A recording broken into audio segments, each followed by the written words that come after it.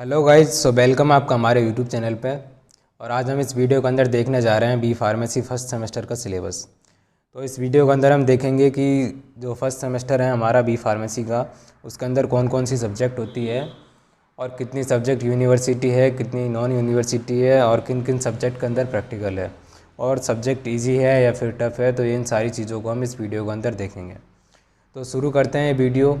इससे पहले यदि आपने अभी तक हमारे चैनल को सब्सक्राइब नहीं किया है तो चैनल को सब्सक्राइब कीजिए और बेल आइकन प्रेस कीजिए। तो शुरू करते हैं।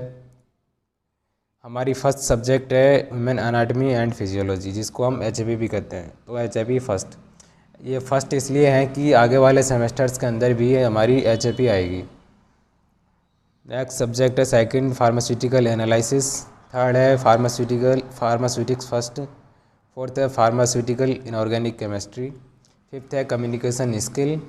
और लास्ट सब्जेक्ट है रिमेडियल मैथमेटिक्स या फिर बायोलॉजी। तो हमारी 6 सब्जेक्ट है। 6 सब्जेक्ट में से जो ब्लैक कलर से लिखी हुई है 4 सब्जेक्ट ऊपर वाली, तो ये है यूनिवर्सिटी सब्जेक्ट जिनकी एग्ज़ाम यूनिवर्सिटी लेती है। और बाकी जो 2 सब्जेक्ट है फिफ्थ और सिक्स्थ, कम्युनिकेशन स्किल और रिमेडियल मैथमेटिक्स या बायोलॉजी, तो इनकी एग्ज़ाम ये दोनों सब्जेक्टों की कॉलेज लेती है। तो कॉलेज इनका पेपर भी कॉलेज बनाता है और कॉपी वगैरह भी इनकी कॉलेज के अंदर ही चेक होती है।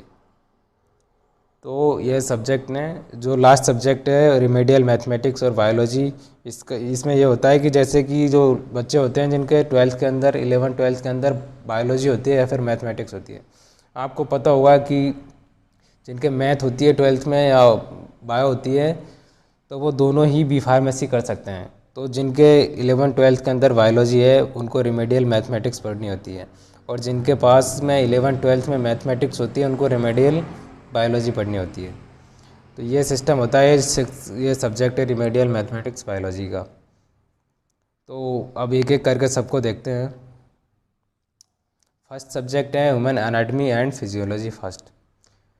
तो इस सब्जेक्ट के अंदर हमको क्या पढ़ना होता है कि जो ह्यूमन स्ट्रक्चर होती है, बॉडी के अंदर हमारे जितने भी ऑर्गन्स होते हैं जैसे लीवर, हार्ट, ब्लड, प्लाज्मा, ये सारे ऑर्गन हैं, तो इनकी स्ट्रक्चर कैसी होती है और ये कैसे वर्क करते हैं बॉडी के अंदर। तो ये सारी डिटेल हम इस HAP के अंदर पढ़ेंगे। जैसे कि इसका नाम ही, सब्जेक्ट का नाम के अंदर ही पता चल जाता है कि एनाटमी।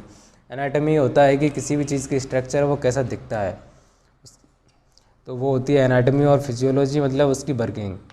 तो सब्जेक्ट के नाम से ही पता चल रहा है कि ह्यूमन के अंदर ह्यूमन की जो स्ट्रक्चर है उसके ऑर्गन्स की वो कैसी है और उसके ऑर्गन्स की वर्किंग कैसे होगी। तो ये चीज़ है जो HAP के अंदर हम पढ़ेंगे। इसके सिलेबस के अंदर हम कंप्लीट सेल्स और tissue, skin, skeleton system, blood, PNS और हार्ट, इनके बारे में हम डिटेल के अंदर जब हम पढ़ेंगे सेमेस्टर के अंदर तो कंप्लीट देखेंगे। सेकंड सब्जेक्ट है फार्मास्यूटिकल एनालिसिस। एनालिसिस का मतलब होता है किसी भी चीज़ की जांच करना या पता करना किसी चीज़ के बारे में। तो एनालिसिस फार्मास्यूटिकल मतलब कि जो फार्मेसी के अंदर जो भी ड्रग्स, केमिकल्स होते हैं, यूज़ होते हैं, उनके बारे में पता करना या फिर जांच करना। तो ये इस सब्जेक्ट के अंदर क्या होता है कि ये सब्जेक्ट किसी भी पर्टिकुलर केमिकल या फिर कंपाउंड की उसकी आइडेंटिफिकेशन के लिए यूज़ होती है। उसका पता करते हैं सब्जेक्ट उस केमिकल का, और उसका क्वांटिफिकेशन की उस वो पर्टिकुलर केमिकल है वो किसी कंपोनेंट के अंदर कितने अमाउंट में प्रेजेंट है, और उसको प्यूरीफाई उसको कैसे करते हैं। तो ये सारी चीज़ें फार्मास्यूटिकल एनालिसिस के अंदर देखी जाती हैं। किसी भी ड्रग को पता करना कि ये इसके अंदर कौन सा ड्रग प्रेजेंट है, कौन सा नहीं है, और उसके अंदर कितनी, अगर प्रेजेंट है तो कितनी अमाउंट के अंदर प्रेजेंट है, और फिर प्रेजेंट है तो उसको कैसे उसको प्यूरीफाई करते हैं। तो ये सारी चीज़ हम फार्मास्यूटिकल एनालिसिस के अंदर पढ़ते हैं। इसके अंदर हम पढ़ेंगे टाइट्रेशंस, जो कि इसके बहुत सारे टाइप होते हैं जैसे कि acid base, aqueous, precipitation and gravimetry titration. तो इसके अंदर पूरी सब्जेक्ट के अंदर टाइट्रेशन ही टाइट्रेशन है, थ्योरी बेस्ड सब्जेक्ट है, प्रैक्टिकल भी है इसके अंदर, HAP के अंदर भी प्रैक्टिकल है। नेक्स्ट सब्जेक्ट है फार्मास्यूटिक्स फर्स्ट। तो ये सब्जेक्ट है जिसको पढ़ के आपको लगेगा कि आप फार्मेसी कर रहे हैं। इसके अंदर आती है जो ड्रग्स हैं, जो डोजेज फॉर्म है उनका, उनको बनाते हैं। तो फार्मास्यूटिक्स फर्स्ट के अंदर होता है science of preparing, using and dispensing medicines. इसके अंदर मेडिसिन्स को बनाते हैं, कुछ मेडिसिन्स को बनाएंगे भी, इसके अंदर प्रैक्टिकल सब्जेक्ट है ये भी। और किसी ड्रग्स को या फिर मेडिसिन को कैसे यूज़ करते हैं, कौन सा जो रूट है या मोड इसको यूज़ करने का सबसे इफ़िशियंट होता है, कौन से, अगर हम किसी मेडिसिन को कैसे यूज़ करें कि उसका जो उस पर्टिकुलर मेडिसिन का थेरेप्यूटिक एक्शन सबसे ज़्यादा हो, तो उस चीज़ को भी हम फार्मास्यूटिक्स के अंदर स्टडी करते हैं। और मेडिसिन को कैसे पेशेंट को डिस्पेंस करते हैं, डिस्पेंस का मतलब जैसे कि प्रिस्क्रिप्शन आएगा तो उस प्रिस्क्रिप्शन को रीड करके हमको किस तरीके से पेशेंट को दवाइयाँ देनी है, तो इस चीज़ के बारे में हम फार्मास्यूटिक्स फर्स्ट के अंदर देखेंगे। इसके सिलेबस के अंदर हम फार्मास्यूटिकल कैलकुलेशन, डोजेज कैलकुलेशन, जैसे कि किसी पेशेंट को कितनी अमाउंट के अंदर डोज देनी है, जैसे बच्चा है, प्रेग्नेंट लेडी है या फिर एडल्ट है, तो उनके अलग अलग पेशेंट को अलग अलग अमाउंट में डोज देनी होती है।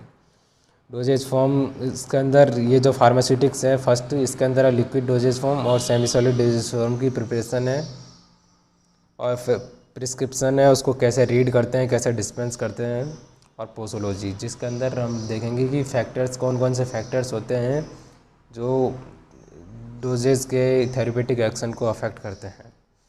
तो ये था फार्मास्यूटिक्स फर्स्ट। अब नेक्स्ट है फार्मास्यूटिकल इनऑर्गेनिक केमिस्ट्री।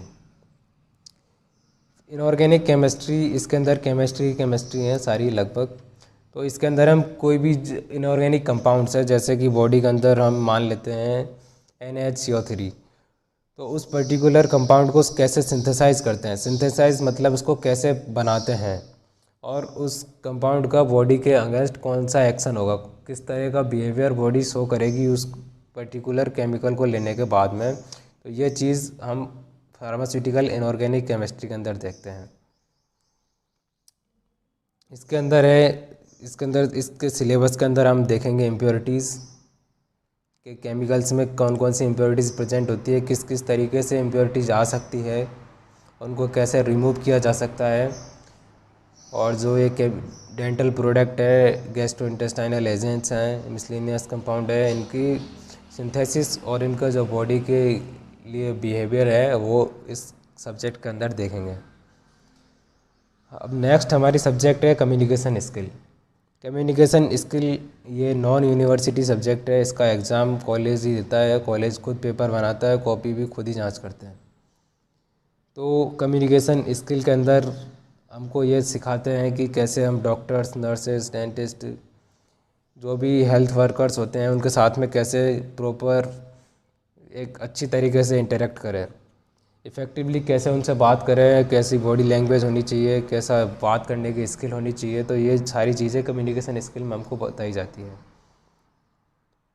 इस सब्जेक्ट के अंदर जो सिलेबस है वो है बैरियर्स टू कम्युनिकेशन स्किल, कि कम्युनिकेशन के अंदर कौन कौन सी चीज़ें हैं जो डिफ़िकल्टी क्रिएट करती है, और कम्युनिकेशन स्टाइल कैसा होना चाहिए, लिसनिंग स्किल सिखाते हैं, और writing skill, interview skill, presentation skill, group discussion, GD वगैरह बहुत सारी एक्टिविटीज़ होती है। ये भी इंटरेस्टिंग सब्जेक्ट है बी फार्मेसी की। तो ये सारे टॉपिक, ये सब्जेक्ट थी जिसके अंदर हमने देखा कि फर्स्ट सेमेस्टर के अंदर हैं। तो इसके अंदर कोई भी डिफ़िकल्ट चीज़ नहीं है, सब सिंपल ही सब्जेक्ट है, इसमें कोई भी बड़ी बात नहीं है। और छठी सब्जेक्ट थी जो रिमेडियल मैथमेटिक्स और बायोलॉजी थी, वो हमने पहले देख ली थी। अब नेक्स्ट है जो सब्जेक्ट है, ये सिलेबस है अपना फर्स्ट सेमेस्टर का, उसके सिलेबस की PDF आपको, अगर आप या तो ऑनलाइन डाउनलोड कर सकते हो PCI की वेबसाइट से, या फिर आपको डिस्क्रिप्शन में मिल जाएगी, तो आप यहाँ से भी डाउनलोड कर सकते हो। और इसकी बुक्स हैं, अगर आपके पास बुक्स, वैसे तो आप कॉलेज से, लाइब्रेरी से ले सकते हो, आप अपने जो भी कॉलेज हैं तो वहाँ की लाइब्रेरी से ले सकते हो। अदरवाइज़ नहीं है तो आप ऑनलाइन डिस्क्रिप्शन के अंदर बुक्स की लिंक दी हुई है, वहाँ से आप जाके बुक्स खरीद सकते हो ऑनलाइन। तो ये था कंप्लीट हमारी वीडियो। Thanks for watching.